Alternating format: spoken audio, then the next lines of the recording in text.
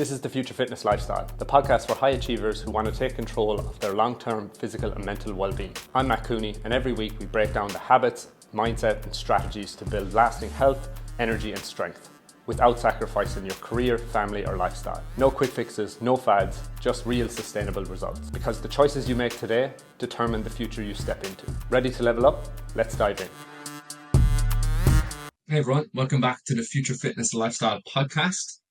Today feels a bit weird because I think it's the first solo podcast I've done on the Future Fitness Lifestyle.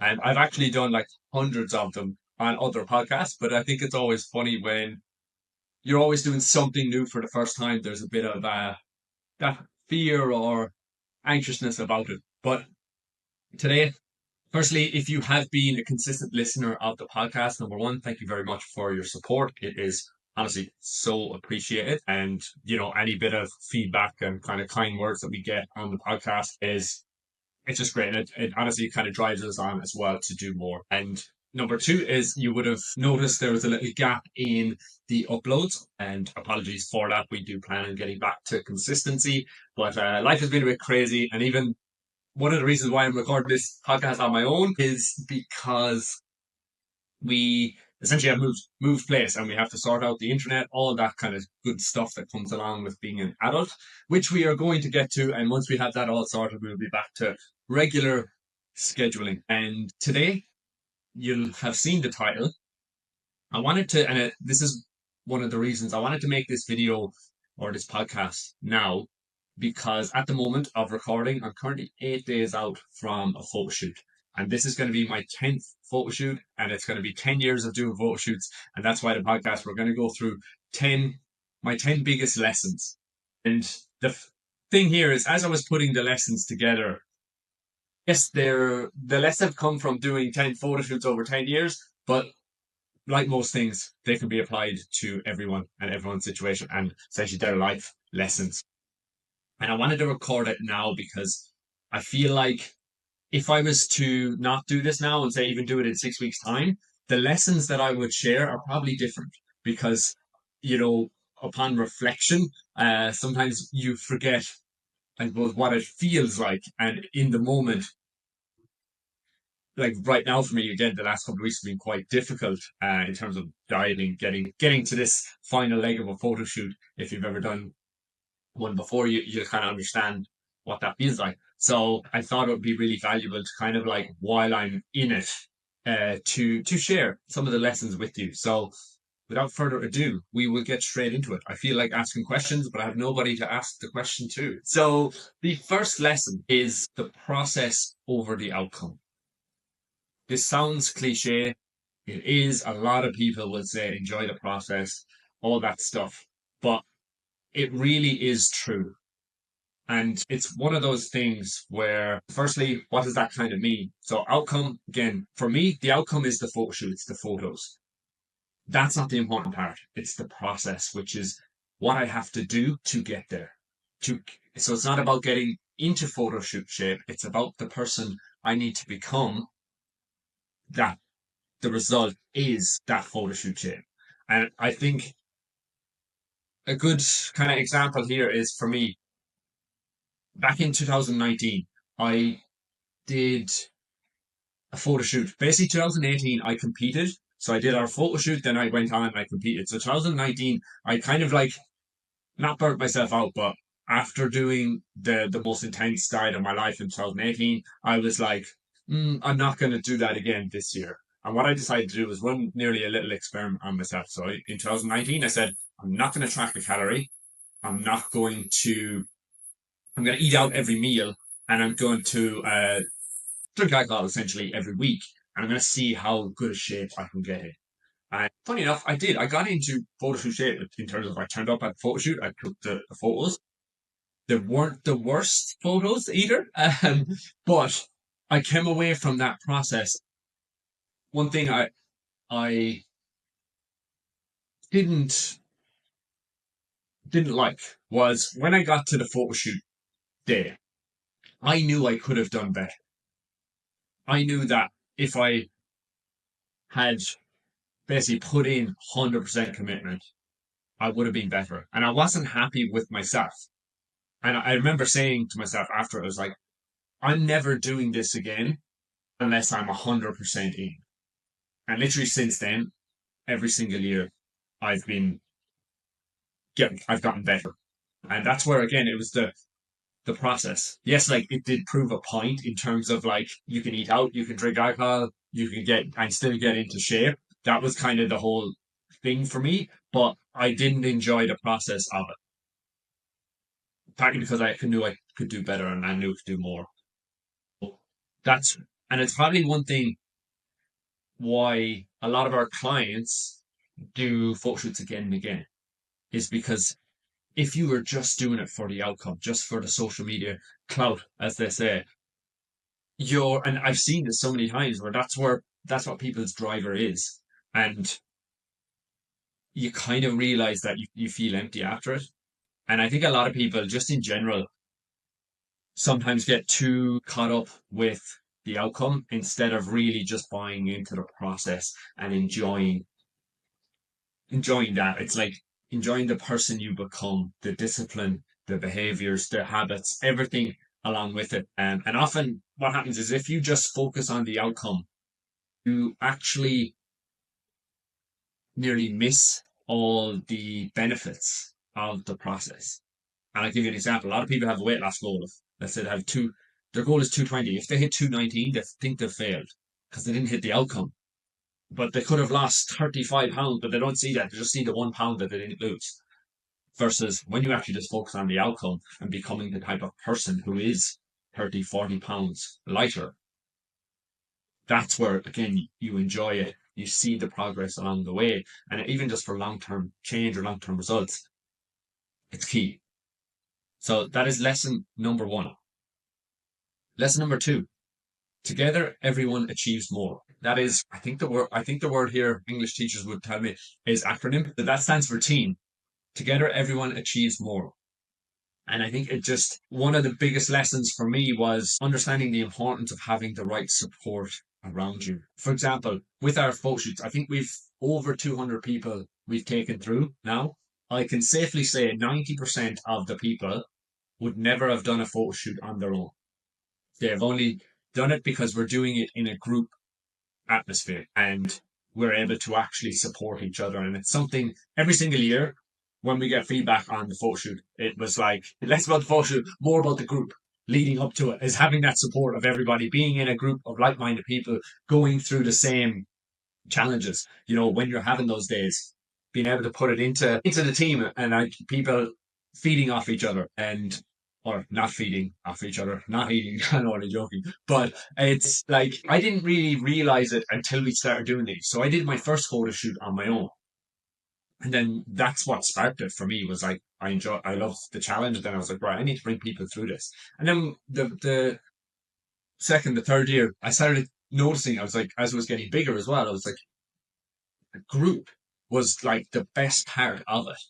And it wasn't until I started doing the groups that I was like, oh my God, that's even for me, it was nearly like, I don't even really want to do the photo shoot on my own. I want to do it with the group. I want to go through the process, the ups and downs, have the laughs. And it was, honestly, it's just amazing. And it probably just reminded me of team sports. Obviously, I played basketball growing up. So I was in that team sport environment. And maybe since my early 20s, I probably forgot like, I think when you're younger anyway, you don't realize these things. And it wasn't until I probably stopped playing sports that I kind of realized that I missed it. And then when the group photo shoots came together, I was like, ah, yeah, this is cool. This is like that team atmosphere again. And it kind of brought it back around to me. And also for me, having Eve, my partner, the other half, the better half of MC Future Fitness, doing it together is so beneficial. Like, I often think I'm like, obviously not everybody will be dieting with their partner at the same time. Probably not.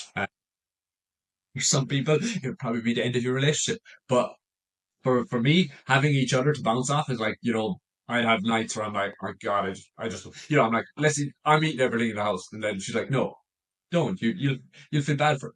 Versus the other person, maybe you don't have the support. Or you have the opposite. Someone's like, yeah, go on, sure, who cares? That really makes a difference. And so, like, the people that you have around you heavily influence your decisions. And that's why, like, curating that and making sure you have a support network, honestly, in all parts of life is so beneficial.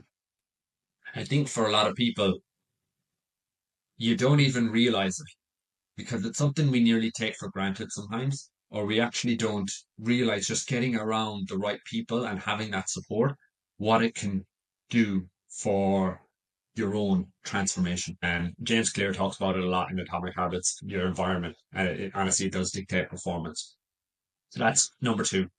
Number three is you are always capable of more. I asked this to the group this year. I kind of said, what is your biggest lesson you've learned about yourself so far? Without fail, the majority of the answer was, I realize that I'm capable of doing so much more. And it's so true. Every time I've went through this process, I've realized, okay, you can actually do more. You're capable of doing more. So for me, for example, I was doing photo shoots. Obviously, I've been doing the last 10 years. A couple of years ago, I was like, right, I'm going to do a photo shoot. I want to do something else with it to kind of challenge myself even more. And then I was like, okay, I'm going to do a half marathon. I didn't run. I was self-proclaimed not a runner. I thought going into it, I was like, oh, I don't know if I can do this. Maybe it'll really affect my training, my nutrition, trying to do both. Is that possible? Found out it was, and if anything, that actually benefited me. Smashed both of them. Then this year, I was like, right, I'm going to do another half. I'm going to do a photo shoot. But we're also running an event, and we also ran a retreat here in Spain. And I'm like, oh, is that a lot? Like, are we doing a lot? Guess what? I'm 1 week out. We've done it all. So I think really understand that probably goes back to the point of the team and the support is like knowing that you are capable of more. And it's one of the best things that I love to see is when people go through this process, you can literally see how they change and how they realize because most people that sign up for our photo shoots, majority, it was something they never thought they could do. They wanted to do it for years. They thought about it. And even I talk to people, I know it's funny. I often have these conversations with people who will say, no, that's not something I want to do. Or no, that's not me. I'm not that. I wouldn't do a photo. A lot of that is just fear. It's like in the back of their mind, they're like, I'd love to do that. But I can't. They don't have the belief or they don't think they're capable of doing it. And that's why I've had so many people over the years who again would say that and then like a year later after they've made really good progress within coaching I'm kind of like, hey, what about that this photo shoot's coming up? And then you can see that because they've already started to build the confidence, like, okay, maybe I can do that.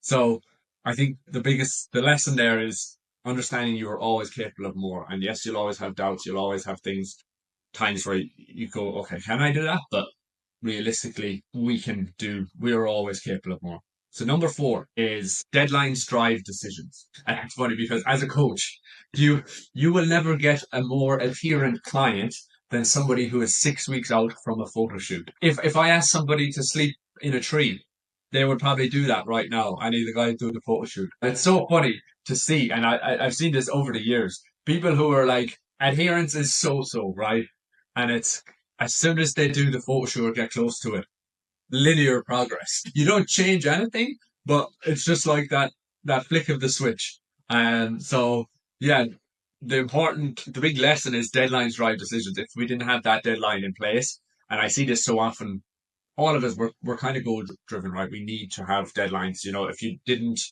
in your work, if you didn't have any deadlines in place, probably wouldn't get half as much done. And I think there's a second part to that though. First one is deadlines. Second one is a meaningful goal. Because sometimes we could have a deadline, but if you don't really care about what you're trying to achieve, it doesn't matter. I'll do that tomorrow, or I won't put in that extra bit of effort. But when you have a deadline and when you have a meaningful goal, it's absolutely amazing to see what can happen. And even for me, I've seen so many people who their level of adherence, and this comes back to the last point of being capable of more, they just didn't even realize they could be that consistent, that disciplined. And then it's, again, you're proving that to yourself. And then you can carry that into the rest of your life. And you can also use that lesson, deadline driving decision, to create more deadlines for different goals in your life. So number 5, small bit of change of direction here. The lesson is how amazing the human body and mind is. It's one of the reasons why I wanted to record this today, because obviously my body and mind is in quite a different place now, being 1 week out from a photo shoot, than it is at different parts of the year. And what I mean by this is for me, obviously this is my 10th photo shoot, and I've coached hundreds of people to shoots now. So I've got a lot of data and experience and feedback with how the human body and mind changes. And especially when you get to the lean, like very lean point of a photo shoot, of a physique, essentially, it's actually quite amazing what happens with your body and your mind. And this is where you might have heard the term metabolic adaptations. Basically, our bodies and our brains, we are wired for survival.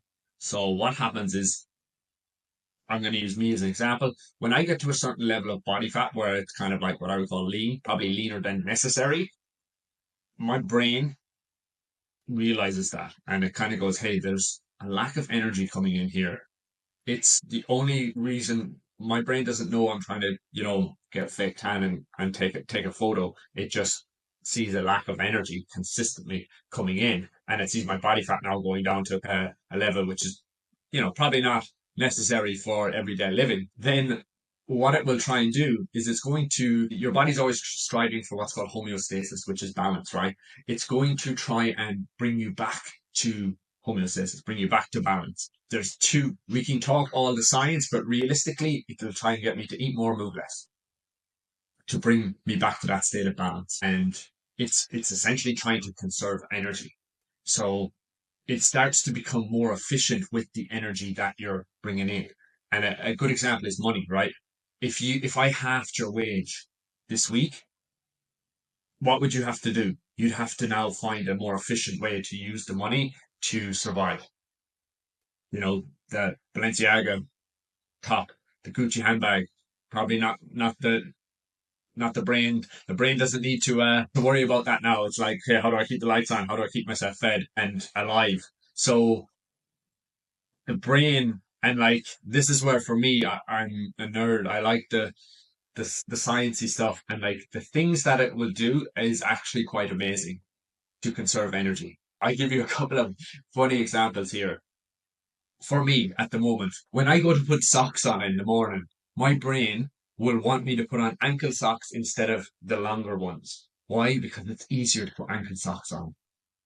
Genuinely, it takes less energy. I tend to wear sliders more than runners because it takes a bit more energy to put runners on. When I'm walking places, my brain tries to find the most efficient way to do that. I've avoided going some directions because I know there's hills there, and I know that hills will take more energy out of me. This sounds so dramatic, it kind of is, but this is the way the brain operates. When I'm walking, sometimes I will basically put my hand on my lower back to one side while I'm walking. I don't really know. This is, again, most people do not notice they do these things. It's only because I'm weird. What that is doing, my body, by doing that, is actually taking pressure off my legs by taking some of the weight off my upper body. So I'm actually conserving energy. It's less energy to walk in that posture where I'm kind of grabbing my lower back. I'm kind of supporting it. And it's so weird because me and Eve laugh at each other. I'm like, Eve, look, she's doing the same thing. She has this posture she does. I'm like, so weird. Other things, I tend to sit down more. It's like my arse has a magnet to the chair. And even like in the gym, leaning against machines, leaning against walls in between my rest. All your brain trying to conserve energy. Actually insane. And like even Dr. Lane Norton talked about this when he was doing his bodybuilding show. He went back and looked at like side by sides of him a few weeks out versus when he's quote, back into a normal state. He was speaking slower. His eye, he was blinking at a slower rate. These are just the brain conserving energy, which is actually quite nuts. But that's it's a great lesson, and it even just shows how adaptable the human body is. And it's one reason why, when you get very lean, you have to move more, you have to eat less, is because you have to kind of the body is essentially doing what it can to conserve energy, so you have to match that if you want to continue to drop body fat. So that is lesson number five, just how amazing the human body and mind is. And the funny thing on that as well is all those things that I mentioned for me, within 2 to 3 weeks of eating at maintenance, all of them will be gone. Even a funny story, I had 2 days of a refeed before my half marathon 2 weeks ago now. He was like, "You're bouncing off the walls." It's like, I haven't seen you with that much energy. I was like, so it's just because, again, I got to eat more food, and it wasn't meaning to do it. I just had so much more energy. My non-exercise activity thermogenesis was just so much higher. So again, a lot of those adaptations, they may seem like scary, but they get reversed when you actually start to eat more. Then number six is learning the skill of emotional control and mental resilience. This is something that, going through a photo shoot process and even time and time again, I believe it's one of the most valuable skills that I've learned and that anybody can learn. Emotional control, the ability to control your emotions, honestly, will probably dictate a lot in your life. If you look at a lot of people's biggest barriers to success, we'll say it in a dieting phase, right? It's your ability to manage stress, how you respond to it. When do most people go off track? Remember this analogy: HALT, HALT. Hungry, angry, lonely, tired. Most people will overconsume when in one of those situations: hungry, angry, lonely, tired. What are the emotional states? For most people, again, stress. What do we do? Stress eat. And we eat emotional eating. What is that? Eating our emotions in response to feeling tired, feeling lonely, feeling angry, feeling hungry, whatever it is. So being able to actually control your emotions is so beneficial. And it's not actually stopping them from happening, it's acknowledging them and then responding differently. And this is why a lot of people, even with hunger or cravings, if you can actually just put a gap of like 5 minutes from when you feel that emotion to you respond, you can, because what most of us do, it's like the response is instant. It's like, I'm angry, bang, say that stupid thing that we probably shouldn't have. If we give ourselves 5 minutes, we go, okay, maybe I'm not going to reply with those same words. Same with hunger. It can be like the hunger comes on, bang, we just respond by consuming instead of maybe giving ourselves 5 minutes and we go, okay, no, I can control this. So that's one of the biggest things. When you're dieting for a photo shoot, you're going to have to deal with hunger. That's just a part of the game. But you actually can practice, it's practicing restraint. And I think this leads into another lesson down the line, but the mindset of, even for me, big thing is like, okay, I can have it if I want to, but I'm choosing not to. Instead of going, oh, I can't have that. It's like, actually, I literally can, but I'm choosing not to get to a desired result. And I think there's real power in that statement because you actually have control, again, control.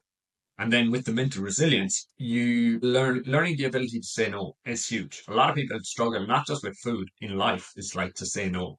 And when you're doing a photo shoot prep, there will be so many times where you do have to say no, whether it's to occasions, whether it's to food, whether it's to your emotions, whether it's to things you want to do or maybe don't want to. You really have to, because you have to prioritize yourself. And I think another part of the mental resilience is, I look at it like there's a trade off to everything, and there's sacrifices that have to be made for anything in life. And it's like understanding with this, when you undertake something like this, you're volunteer. Nobody's forcing you to. Those sacrifices, you're making that voluntarily. It's There's so much power in that, and that's where that resilience is builds up essentially, you know. And for me, it kind of brings up memories of my when I competed in natural bodybuilding in 2018. It requires a different level. When you compete, if anybody has done a bodybuilding show and like properly got to your, you can see lines in your glutes, there's a level of mental resilience and emotional control that you have that just is kind of, you can't describe it. It's like if you've been there, you'll understand. And for me, two things that I kept telling myself during that time, and this is probably the last 6 weeks into that to the show, was like, one was that this is choice. I'm choosing to do this. I can, again, with hunger, I'm I can eat at any time. I'm just choosing not to get to a certain goal. And the second way I reframed that was that I literally said to myself, like, there is people out there who are starving right now in third world countries who literally cannot feed themselves. I'm okay. I'm voluntarily doing this. It's a short term thing. I can actually consume food whenever I want. So it was like being grateful for. And those two kind of honestly got me through that period in 2018. So that is lesson number 6. Lesson number 7 is the art of delayed gratification. So what is delayed gratification? Is putting in the effort now to see the reward down the line. We live in a world now where we want instant gratification. We want the results yesterday. We do, you eat one salad, you should be 10 pounds lighter. But unfortunately, it doesn't work like that. And dieting, I think dieting, fat loss, fitness in general, you have to get good at delayed gratification because it's never a linear process. It's always, and I've seen this so many times, even for myself this year. I was 9 weeks into my diet before I could kind of like I knew something was happening, like little changes here and there, but I didn't really see it. And it's like took literally 9 weeks before I'm like, oh, I actually notice the difference now. I was like looking at myself, I'm like, okay, I actually am. And then it's like 11 weeks, just there gone the last couple of days. I'm like, oh, I actually think I'm in the best shape I've ever been. But literally before that, weeks and weeks, nothing really happening or nothing significant, you know? And that's why that happens to all of us. And dieting is an interesting process because you'll even have times where one, again, maybe the scales doesn't move. Two, you'll have weeks where you do absolutely everything right. And sometimes you even look worse. And that's like you have to, when I talk about the outcome versus the process, you have to go all in on the process. And really, something that I've gotten better at as well over the years is like detaching from the outcome. So this year is probably the year I've worried or looked the least at my photos or my weight or like paid any heed to them. Honestly, I probably could have done this without them. They do help though. I have, but just because again I know my body and stuff now, but it's I suppose this work experience helps because again it's my 10th time doing a photo shoot prep. It's like I know it's coming, and it's like even there is that element of doubt and things like that. But when you've done it so many times, you're like, right, just stay the course. And I always say this to clients, I'm like, it's on its way. And then they text me and they're like, "You're right." I was like, "I know, it's always on its way." Especially when you're doing the right things consistently. And I suppose for people, what the art of delayed gratification is probably one of the biggest barriers. Because how many people will do everything right? They're not seeing the results for the effort they're putting in, but and especially if they're doing the right things, then they go off course. Or they go, ah, this isn't working. It's not worth it. But it's kind of like there's that meme out there where the guy is chipping away at the tunnel, and at the other side, he's nearly seeing all the diamonds and all the reward, but he turns around, he goes back. It's like if you just kept chipping, you would have seen all the results, and that's what happens often with like physique changes, results, and that. Honestly, it comes like in these weird times, or what happens is like you wake up one day and you're like, I'm feeling lean today, and it's like overnight. You've just like seen weeks of progress. But it didn't just happen overnight. It happened through the consistency in the weeks previous. And something I've noticed over the years, my own experience, I've seen it with clients. I always tend to see the progress after a really challenging time. So maybe it's like, and I've gotten to the point now where I know I'm like, I'm going to see another level of progress in a couple of days. I feel like it's nearly a way of, and again, I'm no science in this, but it's nearly a way of your body and your mind testing you, I feel. And it's like, right, I'm going to give you this test where, again, a few days of like really high hunger or low energy or just dragging. And it's kind of like, your body or mind's testing you and then it's go, okay, will you pull through? And it's like, if when you do, then you just wake up that day, you're like, yes, I see it now. And it's nearly like a test. I do have a theory that it's kind of metabolic adaptations happening, where you have this 2 or 3 day period where the body is like, uh, "What's going on? What are you doing to me?" And then it regulates, and then you see progress. But I don't know that for good. But I've found it so many times. It's usually after the challenging moments, in a prep in a diet. Is if you can stay the course, that's where you'll see the progress then. So, lesson number 8 is the importance of stress management and activity levels. I learned this the hard way. Second year done a photo shoot with, yeah, my second year doing a photo shoot. It was probably let's say, quote, worst, one of them, bar 2009, the worst my physique was that year. It was the first year that I had done it with a team. So, I had a lot of stress that year. At the time, obviously, I was, what is that, 8 years ago? I was a lot younger. I didn't really know what stress was, being honest. And I didn't know how activity levels, so NEAT, non exercise activity thermogenesis, so movement outside of just your cardio or your training, affected fat loss. It was actually probably only really coming out in the literature then how important it was. So, what happened for me was one, the first time coaching clients, I think we had like 13 clients through that photo shoot prep. Two was my business was kind of exploding. So I was just like working all day. And I was just like stuck at the laptop. I didn't probably have the stress management, the routines, habits in place, and that I do now either. And I was just like back to the wall, just work all day. And essentially what happened was just the body fat would just not come off. I was like, even me, I was like dropping calories because I knew I was so busy.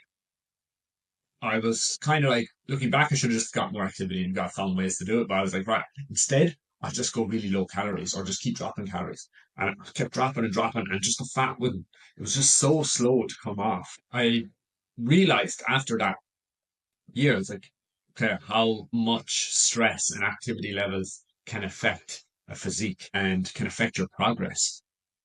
Before that, I wouldn't have really known. Or yeah, I would have just like that typical Irish, get on with it, you'll be grand. Just hit your calories, do your training. And it really doesn't work like that. And even since that year, if anyone knows me, you know I love talking about stress. We've done freaking there's about 7 hours of this podcast on it. It's just has I think those things that I really things like stress, mindset, and that I the things that I never really knew affected me, and then I actually found out. I think that's why I'm so passionate about them because I'm like, okay, I had no idea about this. There's so many people probably being affected by this, and they don't realize I need to spread the word. That's lesson number 8: stress management and daily activity levels. And if you want to listen to more about stress, we have a 5 part. I think it's 5 part series. Number 9, photo shoot. The years of doing photo shoots has installed a level of confidence in me that has bled through to every other area of my life. And I've seen this with clients time and time again as well, is it's like the thing that just opens Pandora's box for people. And the big thing about like getting in shape in general is like the concept of extreme ownership. It really is up to you. There is no cheating it.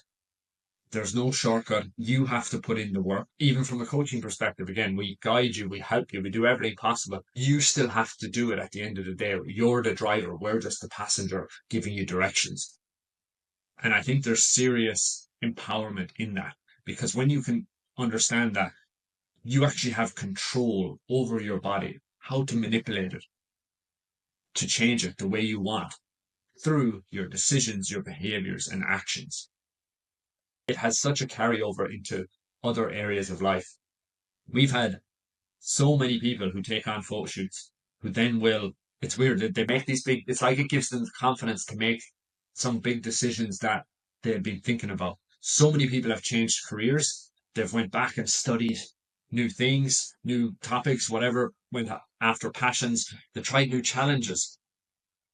I think even we've had people who got into new relationships, and it's like there's so many, because of everything you learn about yourself, they're they have this new level of confidence to try new things, to test themselves, and just take on new challenges. And that's not just physically, that's personally, that's professionally.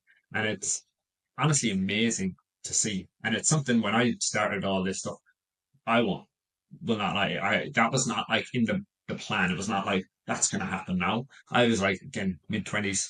It's like cool to get in great shape. And the challenge of a photo shoot is unreal. But all these added benefits that I seen over the years, I was like, that's the real gold. And you can't really tell someone that either. It's not like, because they're not, I don't want people all changing their careers because they do a photo shoot, but it's more living a life, not being afraid to take on new things, to do the things that you want to do, essentially. Number 10, the last lesson is conquering the mental game. The coffee went down the wrong way. Dieting, honestly, yes, it's about making physical changes.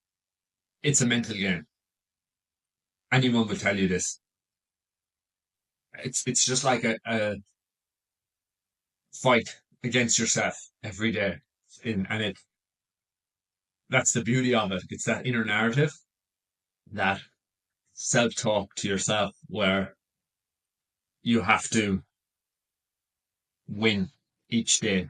You have to, it's like, I know it sounds very dramatic, but yeah, you wake up each day, you're going to have that inner narrative, that inner self-talk, and it's your responsibility to conquer that each day. There's always going to be doubt. There's always going to be maybe a bit of fear. Even myself, still question myself at points every year, still have that same inner dialogue. But the thing is, when you get more resilient experience, you get better at facing it. You don't let it affect you like maybe it did years ago or it does before taking on these challenges. And you also kind of get comfortable being uncomfortable and knowing like, okay, this is difficult. This is hard. It's meant to be, and you know that there's times where your body is going to tell you, don't go for that walk. Don't do that training. Your mind is going to tell you, yeah, give yourself that. Eat that little bit more. You deserve it. Go on. Sure, a little bit won't hurt. This mental game this game of tennis you play with yourself, every day you conquer that, you're just putting like little coins in that mental resilience box, and you're just building it up over time. And then what happens again, you have this new level of confidence, this ability to do hard things. You delay gratification. You're able to control your emotions, and ultimately it not just changes you physically, but it mentally makes you a stronger person. So guys, there is my 10 lessons from 10 years of doing 10 photo shoots. I hope you enjoyed it. It's been a little bit of a journey to go back and even writing these down. I probably could come up with 20, 30, 40 lessons, but they were the kind of 10 that came to my mind. And yeah, I'd love to hear your feedback. Did any of them relate to you? And also, we know this is not essentially the photo shoot. Those 10 lessons can apply to all areas of life. It's just the photo shoot for me, and that process was the tool that was able to unlock these lessons for you. Could be anything, but hopefully you got some value from today. If you did, I'd love to hear your feedback, and thank you for listening. Really, really appreciate it. And we will see you all in the next episode. And I presume I'm not going to be on my own. Thanks, guys. That's a wrap for this episode of the Future Fitness Lifestyle. If you found value in today's conversation, do me a favor. Leave a review, share it with a friend, or tag me on social media. Every share and review allows us to reach more people and bring you even more great content. Stay tuned for weekly episodes packed with insights to help you optimize your health, fitness and mindset. And if you're ready to take things to the next level and join the MC Future Fitness community, click the link in the description, fill in the application and let's get started. Thanks for tuning in.